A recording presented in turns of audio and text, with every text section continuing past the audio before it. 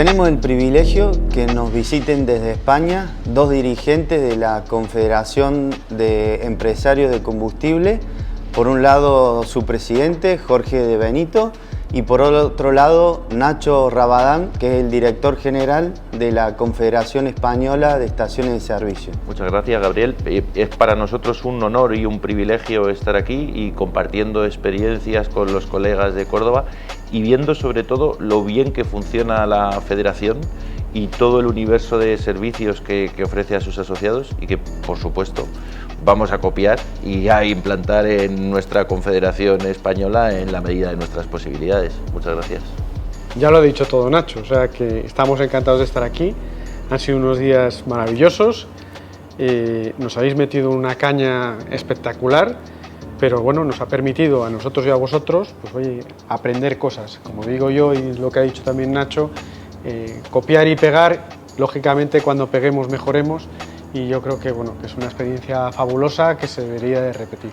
Acá en Argentina tenemos 5.000 estaciones de servicio y 14.000 vehículos. En España, ¿cuántos vehículos hay? ¿Cuántas estaciones de servicio hay? Pues la proporción es parecida, porque si en Argentina hay 5.000 estaciones de servicio y 14 millones de vehículos, en España hay aproximadamente 11.700 estaciones de servicio y en total unos 29 millones y pico de vehículos, con lo cual digamos que el ratio es bastante parecido. En población andamos por ahí bastante similar también, o sea que yo creo que estamos bastante parejos en esos términos. En Argentina tenemos los hidrocarburos, que son las naftas y el diésel, con un corte de un 5 y un 10%. Por otro lado tenemos una gran red de GNC, gas natural comprimido, y algo de GLP. En España, ¿cuáles son los combustibles que se utilizan? Bueno, en España realmente en estos momentos se está consumiendo lo que es el diésel tradicional, también con un corte como tenéis vosotros, que entiendo que el corte es la mezcla con el biodiesel, del 10%. Tenemos también la gasolina en sus dos vertientes, 95 y 98, el diésel por supuesto normal y plus. Y luego, bueno, pues hay otros combustibles que se están incorporando pues, últimamente en las estaciones de servicio, que se están haciendo como habituales. Tenemos los cargadores eléctricos para los coches eléctricos, tenemos también el gas natural vehicular en sus dos vertientes, gas natural comprimido y gas natural licuado. Tenemos también el GLP, que es gas licuado del petróleo, y últimamente hay ya avances en cuanto al tema del hidrógeno, que bueno, pues que esperamos y que tenemos muchas esperanzas en él, valga la redundancia, como un combustible alternativo limpio y bueno, pues con la misma sensación que cuando tú repostas un combustible tradicional, en cuanto al tiempo y en cuanto a la forma de repostar el vehículo. En cuanto a los combustibles también puede ser interesante añadir, si bien es cierto que tanto gasolina como gasóleo tienen un corte del 10%, esto es teóricamente. Por ejemplo, la gasolina, en términos prácticos, solo incorpora un 5% de bioetanol. El resto se completa con certificados, derechos de emisión, etcétera, etcétera. Claro, si nosotros, la Confederación Española de Empresarios de Estaciones de Servicio, es miembro de la Asociación Española del Bioetanol y vemos que ahí hay un gran potencial para descarbonizar la economía. Si el corte en la gasolina subiera del 5 efectivo al 10%, se conseguiría una reducción de emisiones de CO2 equivalente a retirar de la circulación 500.000 de vehículos. Esto se podría hacer ya, pero de momento no existe esa voluntad política en España. Por eso estamos gratamente sorprendidos de ver cómo ayer mismo, por ejemplo, aquí en la provincia de Córdoba, pues se vio que la provincia y sus dirigentes tienen mucho interés en fomentar los biocombustibles. Es un gran potencial y una gran riqueza que tenéis aquí y creo que es un buen camino el que habéis elegido entre dirigentes, empresas, esta alianza que habéis hecho para avanzar en una transición energética justa y ordenada. Y sobre todo que ellos tienen materias primas, como por ejemplo el gas natural, ¿no? O sea, que eso es un avance. Nosotros en gas natural en estos momentos no sabría darte el dato exacto, pero desde luego no tiene nada que ver con el dato de ventas que vosotros tenéis en estos momentos aquí. O sea, estáis en ese sentido a años luz nuestro. Sí, y con una ventaja añadida. Nosotros en el gas, tanto para movilidad como para industria, calefacción, etcétera, al final dependemos de mercados geoestratégicamente absolutamente inestables. Ya puede ser Rusia, ya puede ser los países del Golfo Pérsico, Magreb, Norte de África, etcétera, etcétera. Y vosotros pues tenéis esa fuente de riqueza impresionante, que son los yacimientos de gas, y que para los que Córdoba además está muy bien preparada para utilizarlos, con lo cual creo que deberíais aprovechar esa ventaja, y creo que estáis en ello, de hecho, con lo cual estamos muy sorprendidos y os damos la enhorabuena por ello. Y en 2 años pegaréis un avance mayor, porque tengo entendido que estáis acabando un gasoducto, que creo que, bueno, pues eso será ya súper importante en este sentido. Sí, exactamente. Nosotros tenemos, según los datos estadísticos, 200 años para adelante de gas. Así que eso sería interesante explotarlo, como dicen ustedes. En la respuesta de los combustibles que utilizan, dijeron que tienen dentro de los combustibles o la movilidad está la electromovilidad. Bueno, en Europa en general hay como una ola, ¿no? Tratar de fomentar a toda costa la electromovilidad.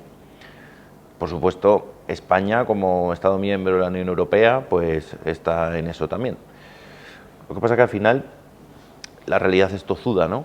Nosotros, pese a tener una ley desde el año pasado aprobada en el Boletín Oficial del Estado, que es la Ley de Cambio Climático y Transición Energética, nos obliga a las estaciones de servicio que superen un determinado nivel de ventas a instalar puntos de recarga para coches eléctricos, etcétera, etcétera, y lo estamos cumpliendo y estamos en plazo. Y algunas estaciones de servicio ya teníamos los cargadores antes de que nos obligara la ley. Pero al final se demuestra que, por ejemplo, el año pasado, de todas las matriculaciones de vehículos que hubo en España, apenas el 2,7% fueron de coches eléctricos. Y la mayoría de esos fueron destinados a flotas públicas, empresas de alquiler de vehículos, automatriculaciones de los propios concesionarios. Es decir, no es ni mucho menos una opción mayoritaria. En esta voluntad de fomentar a toda costa el coche eléctrico, existen unas tarifas eléctricas especialmente ventajosas para quien acredite que utiliza esa electricidad para cargar un coche eléctrico. Pero es que ni aún así despega el asunto. Estamos muy lejos de los objetivos marcados por el Plan Nacional de Energía y Clima del Gobierno de España, y quienes tienen interés en fomentar esto del coche eléctrico a toda costa, sin hacer un análisis demasiado profundo, muchas veces achacan el fracaso en el despliegue del coche eléctrico a una falta de infraestructura de recarga. Pero los datos revelan que eso no es así. Hay una estación de servicio por cada 3.000 vehículos de combustión interna, con motor de combustión interna. Y hay un punto de recarga por cada 6 coches eléctricos. ¿Qué más queremos? ¿Que haya un punto de recarga para cada coche eléctrico? La cuestión no es que haya pocos puntos de recarga. La cuestión, creo yo, que es un problema bastante más complejo y profundo que únicamente esto de, no, es que como no hay puntos de recarga, no hay coches eléctricos. Eso me da la pauta para repreguntar ¿cuál es el tiempo de carga de los vehículos eléctricos? Porque teniendo en cuenta la cantidad de puntos de recarga, ¿cuánto es el tiempo de carga? Bueno, yo calificaría que en España y en el mundo, vamos, esto yo creo que es un tema más o menos global. Estamos hablando de 3 tipos fundamentalmente de aparatos de carga, ¿no? Estamos hablando de la carga semi-rápida, que llaman, de la carga rápida y la carga ultra rápida, ¿no?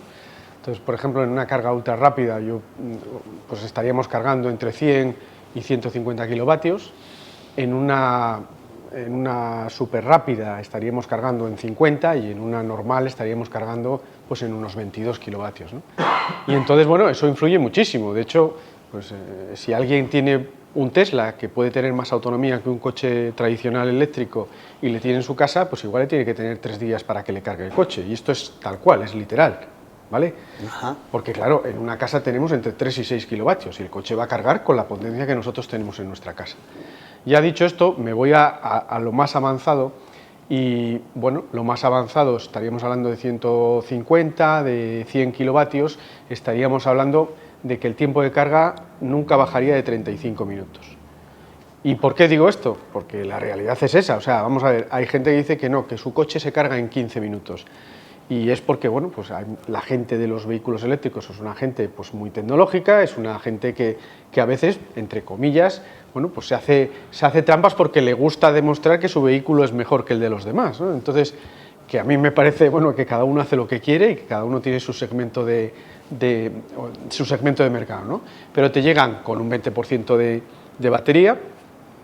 Yo no conozco a casi nadie que vaya a una estación de servicio con un 20% del depósito a repostar, sino que más bien vamos cuando ya nos está indicando que estamos en 10 kilómetros de autonomía, ¿no? Nada. En nada. Y entonces estos van con un 20% en líneas generales y hacen, bueno, pues una carga que es la primera carga. La carga de un vehículo eléctrico es muy similar a la carga de un teléfono móvil. Un teléfono móvil, nosotros vamos, está a 10, no esperamos generalmente a que se nos vaya, a veces sí, pero bueno, no esperamos a que se nos vaya, está a 10 y de repente ¡fum!, le pega un chute de electricidad y carga de una manera muy rápida hasta el 80%. Pero luego para llegar del 80 al 100, pues igual se tira el 70% del tiempo global de carga. ¿Por qué? Porque el teléfono le indica al cargador que no le mande más carga porque se podría estropear la batería. Con lo cual entran con un 20, se van con un 80 y dicen que han tardado 15 minutos. Pero la realidad es que si alguien viene con un coche de baterías al 10 o al 5% y lo carga a tope en un supercharger, llega a cargar en 35 minutos.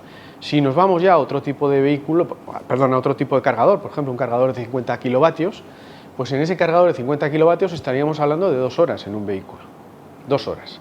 Y cuando nos vamos ya al de 22 kilovatios, pues perfectamente podemos estar hablando de un tiempo de recarga pues de entre 4 y 5 horas. Esos son los que están en las estaciones de servicio y o en cualquier lugar, no los de la casa. Vamos a ver.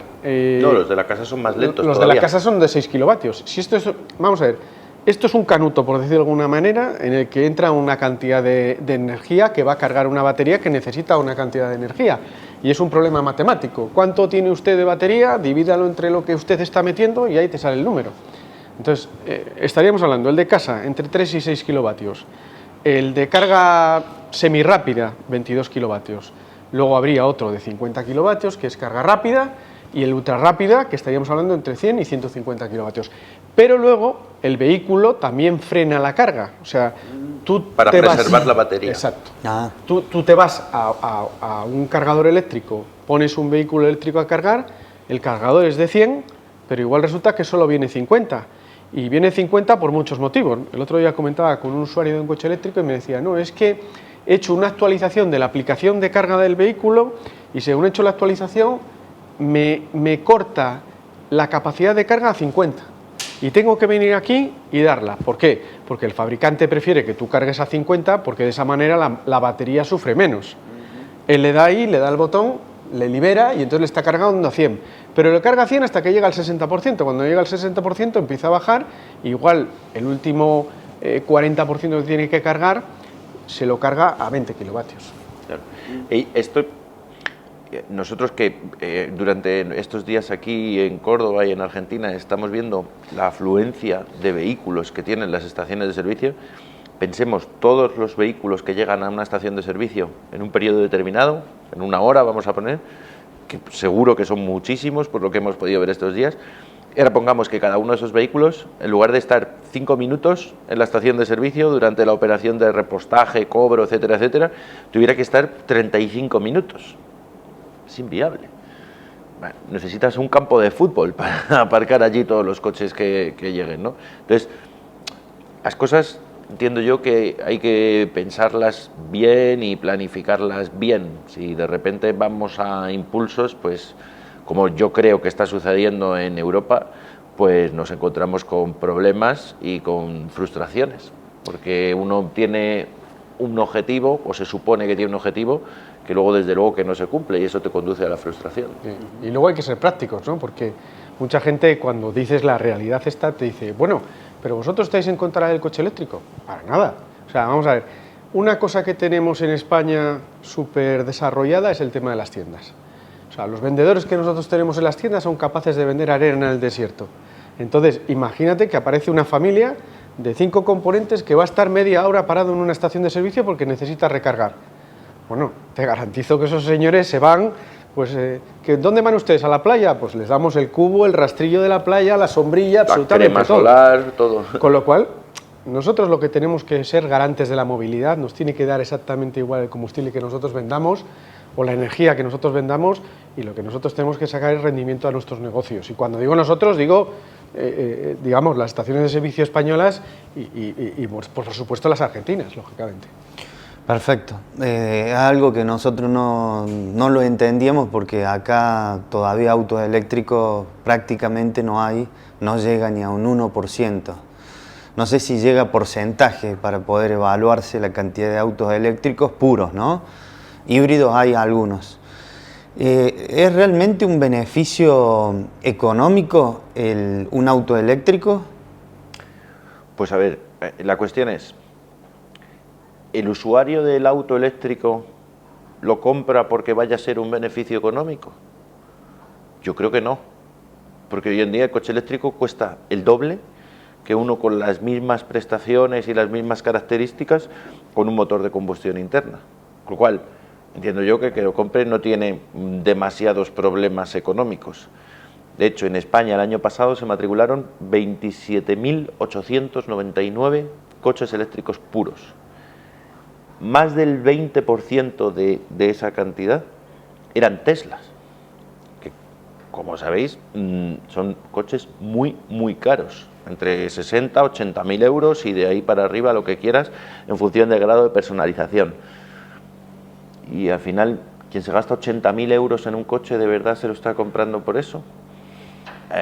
Por cierto, un detalle, alguien que se gasta 80.000 euros en un coche en España, como puede ser un Tesla, todos los españoles le estamos subvencionando con 7.000 euros. ¿Tiene sentido? Pues yo creo que probablemente no. Pero, respondiendo a tu pregunta, si finalmente sale a cuenta, ¿no? Si sale económico el coche eléctrico. Bueno, hay estudios muy recientes, además, que dicen que haciendo un análisis completo del vehículo y de la electricidad que va a utilizar o del combustible que va a utilizar en el caso de que sea un motor de combustión interna, un análisis completo de la cuna a la tumba, que se llama, desde que se empiezan a extraer los minerales que se necesitan para las baterías, etcétera, y de la misma manera desde que se tienen que extraer los metales y los plásticos que se utilizan para hacer un coche con motor de combustión interna, hasta que el coche se achatarra, se reciclan las baterías, etcétera, etcétera. Si hacemos ese análisis completo y luego el análisis de cómo ha contaminado la energía que ha consumido, por cierto, ¿cuál es la matriz de generación eléctrica? Claro, y qué estamos utilizando para generar esa electricidad, ¿no? Bien, si hacemos ese análisis holístico, se necesitan 15 años para que el coche eléctrico empiece a ser rentable. Y bueno, alguien que se ha gastado 80.000 euros en un coche, no creo que lo aguante 15 años. No. Creo que tendrá capacidad como para cambiarlo bastante antes. Sí, y luego otro dato, él ha hablado, 27.899 vehículos. Claro, hay que tener en cuenta aquí una cuestión, en España se venden 1 millón de vehículos aproximadamente. Sí, bueno, esos 27.000 y pico es el 2,7%. El 2,7%, pero también vamos a puntualizar de cómo se configura ese 2,7%. Resulta que ahora la administración, porque como el coche eléctrico es cool, en cuanto cambia un coche, si puede, pues lo cambia a coche eléctrico. Resulta que todos los concesionarios de automóviles tienen que matricular una cuota de vehículos eléctricos porque les obliga a la marca, porque a la marca les obliga la administración, y si no cumplen con esos mínimos que tienen que matricular, les penalizan. Y luego las eléctricas, lógicamente, todos los vehículos que están dando a sus empleados son vehículos eléctricos, con lo cual al final la realidad es que el usuario que no es un usuario cautivo de los anteriores que te he dicho, pues oye, igual no llega ni al 1%. Sí, y esa es la realidad. Con lo cual, cuando nos decíais a nosotros que en España o que en Europa el vehículo eléctrico que estaba súper difundido y tal, pues bueno, el vehículo eléctrico es una alternativa más, que además desde las estaciones de servicio españolas lo recibimos con las manos abiertas, porque es una fuente de energía más, y nosotros, vuelvo a repetir, lo que queremos ser es los garantes de la movilidad en España. Entonces, nosotros no desechamos a nadie, no discriminamos a nadie. O sea que para nosotros, si tienen que venir, fantástico, tienen la infraestructura, nosotros tenemos la infraestructura, que vengan y bueno, trataremos de venderles lo más posible. O sea, que es que Sí. ese es un poco el tema. Garante de la movilidad, muy buena la conclusión. A la hora de elegir los españoles de autos tradicionales o eléctricos, creo que un poco la respuesta viene del anterior, pero para dejarla redondeada, ¿qué eligen, el tradicional o el auto eléctrico? Tenemos un problema con eso, ¿eh?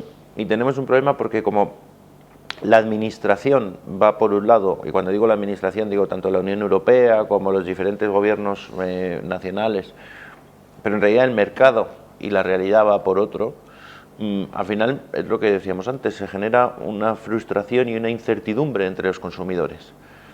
Por un lado, si alguien lee las notas de prensa que publica todos los días la administración, podría pensar que vamos todos montados no en vehículos eléctricos, sino en naves espaciales, casi. Pero la realidad no es esa, desde luego. Claro, luego salen dirigentes políticos diciendo el motor de combustión está muerto, enviando señales a los mercados muy preocupantes, que luego tienen unas consecuencias muy perniciosas en la economía española, y al final el consumidor no sabe qué hacer. Y como no sabe qué hacer, va posponiendo la decisión de compra. Y mientras tanto se va produciendo un envejecimiento del parque automovilístico que redunda en un mayor nivel de emisiones, porque los vehículos que se hacen y se venden hoy nuevos contaminan infinitamente menos que los que se hacían hace 20 años. En España hemos pasado en poco tiempo de una antigüedad media del parque automovilístico de 10 años a 13,6 años. Y cada mes va aumentando un punto, una décima, esa antigüedad. Porque el consumidor, aunque probablemente anhele comprarse un coche eléctrico en algunos casos, pues porque es un bien aspiracional, ¿no? y que te da determinado estatus en algunos casos, pero la realidad es que el coche más vendido el año pasado en España fue un vehículo diésel de segunda mano con más de 10 años. Entonces, claro... Sorprendente. Claro, y entonces lo que estamos haciendo es, en lugar de achatarrar esos coches viejos, que son los que más contaminan, queremos correr antes de aprender a andar. Y entonces queremos que todo el parque sea eléctrico en lugar de ir renovando poco a poco, aunque sea con motor de combustión interna, pero ya significaría ir reduciendo los niveles de contaminación. Con lo cual, ¿qué elige el consumidor español? Pues el año pasado, de 100 personas que se compraron un coche en España, 97 eligieron un coche con motor de combustión interna.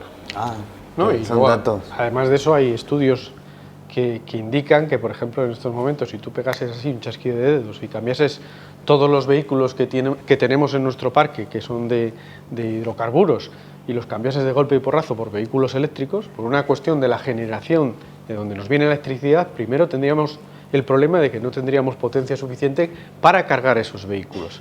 Y lo segundo que pasaría es que estaríamos en un nivel de contaminación mayor, que es lo que está pasando en muchos casos con gente que, por ejemplo, tiene un coche en una zona determinada de su vivienda, no le dejan entrar con ese coche, cambia del coche que tenía, que era un coche Euro 5, Euro 6, y cambia de ese coche a un coche híbrido de gasolina con batería, y resulta que, claro, que el de gasolina de ese modelo, por ejemplo, pues igual es un V6, con lo cual está entrando, antes entraba con un coche diésel, con aditivación de urea, lo llamáis aquí, ¿Sí? Nosotros lo llamamos AdBlue, con una contaminación que gastaba solamente 8 litros cada 100, y ahora empieza a entrar con un vehículo V6 que le gasta 12 litros, y al final el consumo también es por la cantidad de carburante quemado, lógicamente, ¿no? Entonces, bueno, a veces hay cuestiones que no son muy claras.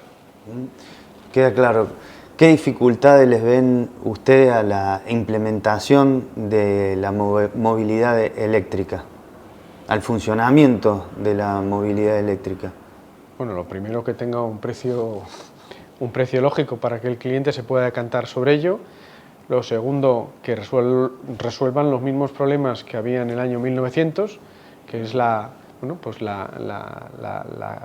autonomía del vehículo y luego la capacidad el tiempo de carga, ¿no? Y Jorge, dijiste 1900, autoeléctrico 1900. Bueno, 1900, de todas maneras, es que Yo te decía, 1900 te daba un dato de la ciudad de Nueva York y que el 40% de los vehículos en la ciudad de Nueva York en el 1900, creo recordar que el dato era que el 40% eran eléctricos, el 40% eran de vapor y el 20% eran de combustión. Pero el coche eléctrico es mucho antes, de hecho el coche eléctrico es antes que el motor de combustión.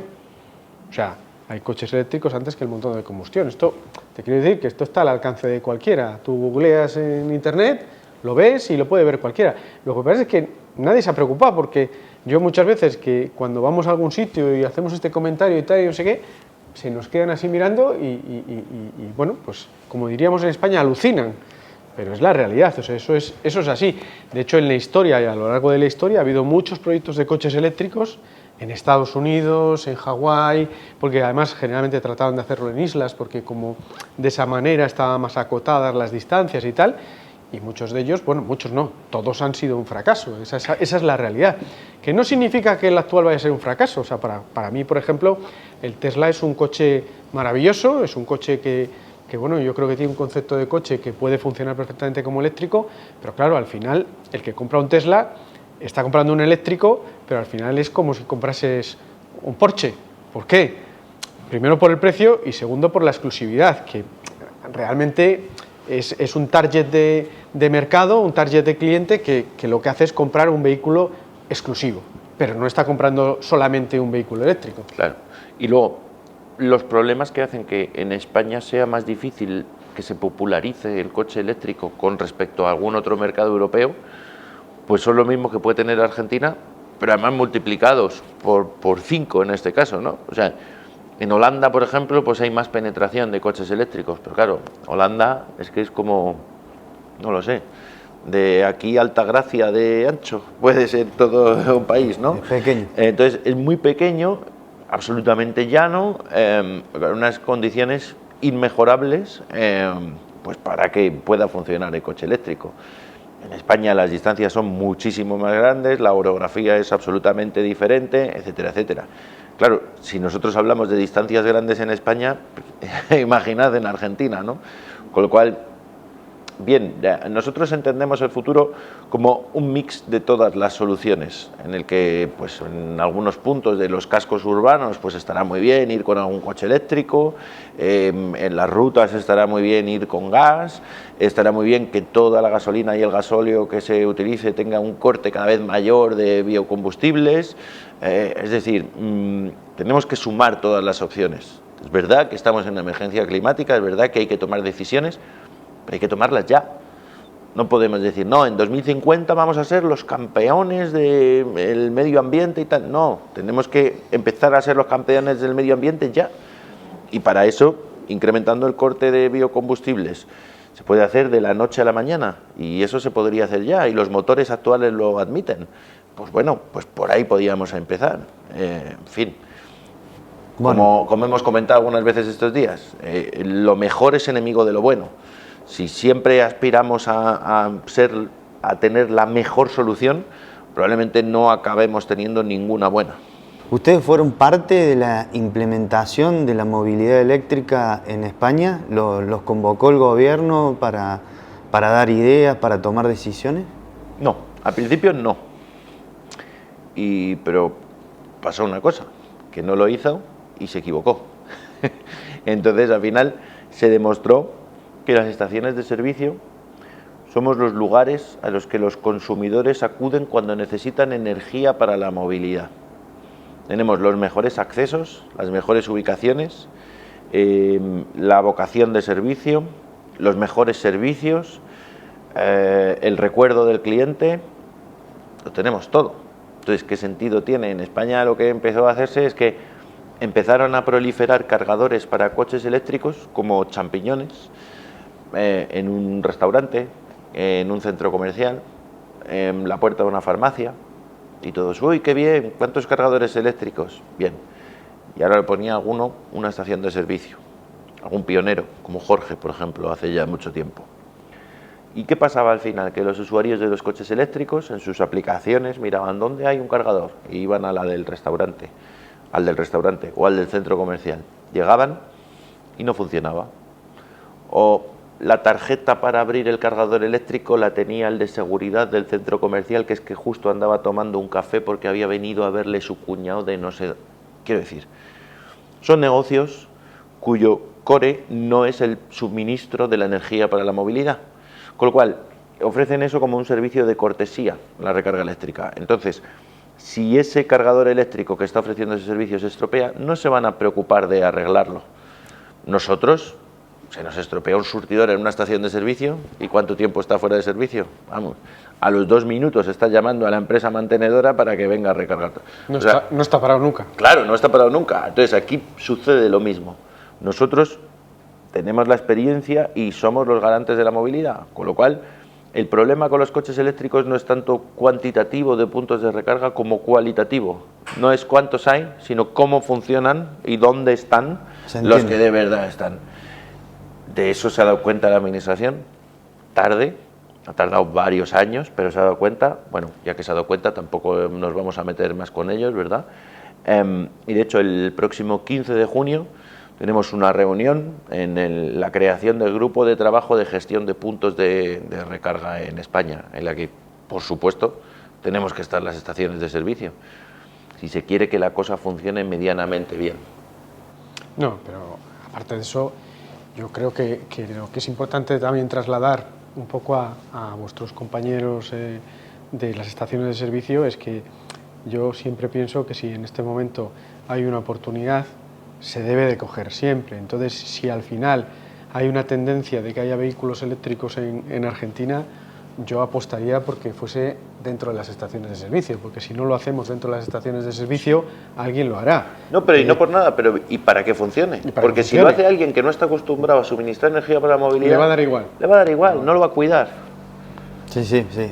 Y en España, por cierto, los cargadores públicos que hay en la calle, hay muchos que no funcionan, hay otros muchos en los que roban las mangueras para extraer el cobre, etcétera, etcétera, etcétera. Son equipos muy caros y muy sensibles. Esto dejarlo por ahí en la calle tirado o en el aparcamiento de un centro comercial que no tiene un vallado perimetral o algo así, no tiene ningún sentido. Esto tiene que estar en una instalación controlada, donde siempre haya una vigilancia, etcétera, etcétera. Pero bueno, ¿hubo algún caso de robo? Sí. Estando aquí ya, a mí me han informado que en Madrid, muy cerca de donde yo vivo, pues hubo un problema de gente que estaba robando mangueras y además tuvo algún problema serio con descargas, etcétera, etcétera. ¿Cómo funciona el autoservicio en España? Bueno, el autoservicio en España, bueno, hay de diferentes regímenes de explotación en España, pero el autoservicio en España, en líneas generales, pues cada vez las ventas, con el número de estaciones que tenemos, que además aumenta año a año, cada vez las ventas eran menores y entonces, bueno, pues no se podía tener gente en pista, lo que vosotros llamáis la playa, y entonces, bueno, pues lo que se hizo, bueno, pues de alguna manera se potenció el punto de venta de la tienda, porque lógicamente cuando tú tienes que entrar dentro de la tienda a pagar, también vas a comprar generalmente alguno de los productos de impulso que nosotros tenemos. Y bueno, pues depende un poco también de la petrolera. Hay petroleras que tienen planteado seguir teniendo gente en pista, pero claro, hay una reducción importantísima del personal en España en las estaciones de servicio. Una estación de servicio que abre, por ejemplo, 16 horas, que es lo estándar en España, que sería desde las 7 de la mañana hasta las 23 o desde las 6 hasta las 22, pues en líneas generales, salvo que tenga unas ventas muy importantes, pues hasta 5 o 6 millones de litros, es muy probable que tú vayas allí y te encuentres una única persona, lo cual significa que en toda la estación de servicio están trabajando 3 personas, porque como hay diferentes turnos, serían 3 personas en global en la estación de servicio, pero una única atendiendo al público. Llega el cliente, se suministra, entra dentro y paga. O sea que no están abiertas las 24 horas las estaciones de servicio. Algunas sí están abiertas. O sea, vamos, lo que pasa es que, claro, los turnos nocturnos en España son turnos que son ruinosos por muchos motivos. Primero motivo, yo te decía, 3 personas por horario, porque claro, nuestros expendedores tienen que tener unas horas determinadas de trabajo por convenio colectivo, que son 1.780 horas, me parece que son al año. Entonces, claro, si yo abro 24 horas en vez de 3 personas, con el horario que te había dicho anteriormente, con 24 horas necesito 4,5 personas. O sea, yo necesito, para estar en un turno que va a estar desde las 23 hasta las 7 de la mañana, yo necesito, para abrir ese turno, 1,5 personas. Y en ese turno yo no voy a vender pues ni el 20% de lo que vendo en el resto del turno. Claro, por eso, Entonces, claro, por eso se cierra, digamos. No, y tengo que tener encendidas las luces, y tengo que tener, o sea, tengo más consumos. Pero aparte de eso, a nivel sindical, pues tenemos unas imposiciones también. Y entonces el punto de venta, ¿qué sucede? Yo te hablaba de 4,5 personas, pero eso no es así, salvo que tú tengas un punto de caja, de cobro de caja. En un nocturno no puede haber nadie en la playa. Tienen que estar dentro. Y si quieren salir a la playa o quieren estar fuera del punto de pago, tendría que haber 2 personas, 2 expendedores al mismo tiempo. Con lo cual, un turno en el que te están exigiendo el doble de personal, por seguridad estamos hablando, el doble de personal, y además las ventas se ven reducidas de la manera que te he comentado, pues no tiene ningún sentido, económicamente no es viable. Así todo, sigue habiendo estaciones de servicio 24 horas en España, pero es algo que está en desuso, porque cualquiera que hace los números no salen, o sea, no salen para nada. En relación a la crisis mundial de diésel, ¿España cómo lo enfrenta? ¿De qué características tiene desabastecimiento? Bueno, en principio en España no hay ningún problema por varios motivos. El primer motivo es que nuestro crudo no es ruso, o sea, nuestro crudo viene de otras fuentes, viene de Arabia Saudí, viene de Argelia, o sea, te quiero decir que no es un problema. Creo que el crudo que viene a España de Rusia era un 6 o un 7% aproximadamente, con lo cual nosotros ese problema no le tenemos.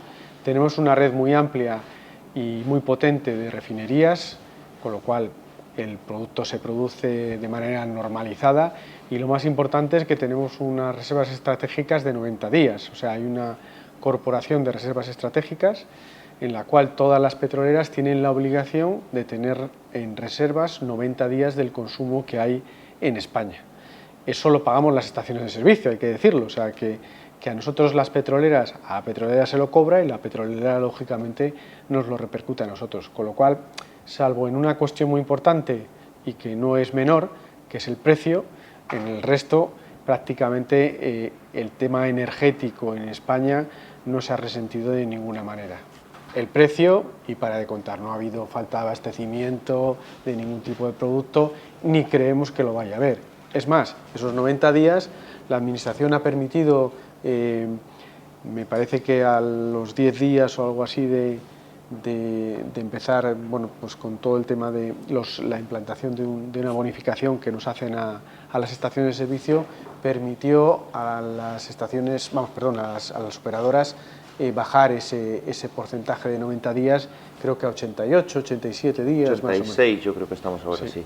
Lo que pasa que, y es verdad que sí que puede haber un problema, probablemente no inmediato, porque, como decía Jorge, tenemos unas existencias mínimas de seguridad casi de 3 meses de consumo, pero ayer el director general de la Agencia Internacional de la Energía, Faiz Birol, ya dijo que en Europa se podían producir cortes de suministro, escasez de diésel y de gasolina y de querosenos a lo largo del verano.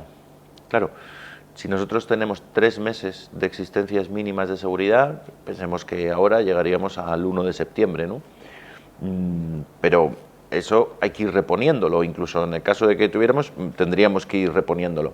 Lo que desde luego sí va a suceder, no sé si habrá escasez o no, y de forma inmediata no, porque como decimos hay unas existencias mínimas de seguridad, pero lo que seguro que va a suceder es que el precio va a subir, porque hay un shock de oferta y no hay suficiente producto refinado como para abastecer la demanda mundial.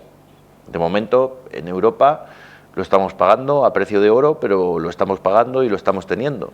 Pero estamos viendo que hay en muchos mercados internacionales donde hay escasez sobre todo de diésel, pero ojo lo que puede pasar con la gasolina también. La situación es verdad que es por lo menos preocupante. Bueno, acá en Argentina no tenemos ningún tipo de reserva, ni stock, ni de 30 días, ni de 60, ni de 90, así que es algo novedoso para nosotros el sistema que tienen ustedes. Si bien lo termina pagando el consumidor, pero no tienen nunca desabastecimiento, está siempre con un stock mínimo para hacer frente a cualquier tipo de crisis. Nosotros estamos en un momento en donde hay pequeños desfasajes de abastecimiento, no en todas las estaciones, pero sí en algunas estaciones de servicio, lo cual genera problemas principalmente en el transporte de la mercadería. Y como última pregunta, la Argentina, ustedes vieron en las estaciones de servicio en Córdoba, ¿qué se llevan de impresión de las estaciones de servicio que han podido ver? Pues hombre, yo me voy gratamente sorprendido, ¿no? Y me voy con cierta envidia en algunos casos. Realmente nosotros hemos visto aquí varias cuestiones. Una, que hemos estado con vosotros, vuestra federación. A mí la federación me ha parecido bueno, pues una organización impecable, con muchísimos servicios para sus asociados.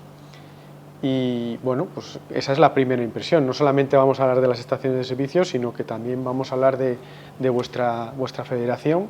Y bueno, pues yo creo que ayudáis de una manera muy importante, por lo que nos habéis estado comentando, a vuestros asociados a desarrollar su negocio y bueno, a evolucionar con los tiempos y con las nuevas tecnologías y absolutamente, bueno, pues con todos los requisitos legales que se le exigen, ¿no? Con lo cual, en ese sentido, nos llevamos una muy grata impresión y os felicitamos por ello.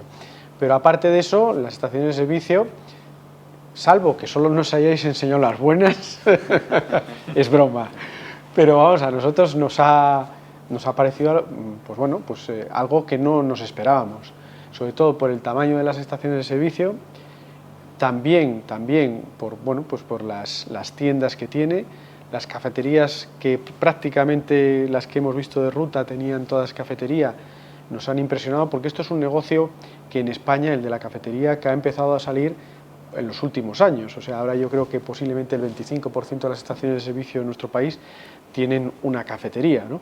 Pero lo que más nos ha impresionado es las dimensiones que tienen vuestras estaciones y lo bien proporcionadas que están, ¿no? Porque tú vas a una estación de servicio, las playas son cómodas, las playas son limpias, son seguras, los surtidores impecables, toda la zona de lo que es aparcamiento súper ordenada y las tiendas muy limpias, muy sencillas, y cuando digo sencillas no lo digo negativamente, porque al mismo tiempo que sencillas eran elegantes, o sea que a mí personalmente me ha gustado. Pues yo he hecho en falta el tema del lavado, que creo que es algo en lo que tendríais que trabajar. El lavado es una actividad muy rentable en nuestro país y además estamos facilitando y mejorando el cuidado del medio ambiente, porque nuestras instalaciones son instalaciones que medioambientalmente, digo las de lavado que hay en las estaciones de servicio, que medioambientalmente cumplen todos los requisitos, ¿no? En España no se puede lavar en estos momentos un vehículo en la calle, porque claro, lógicamente cuando estás lavando un vehículo en la calle estás echando tu suciedad en la calle, y creo que eso es algo en lo que tendríais que trabajar. Y luego, bueno, hay muchos negocios que, como hemos ido comentando estos días, accesorios, ¿no? Pues que desde una lavandería, pasando por un taller, pasando por un cambio de ruedas, que se podrían implementar en vuestras estaciones y que os darían negocio, y que además, sobre todo, en las que hemos visto, tenéis espacio más que suficiente.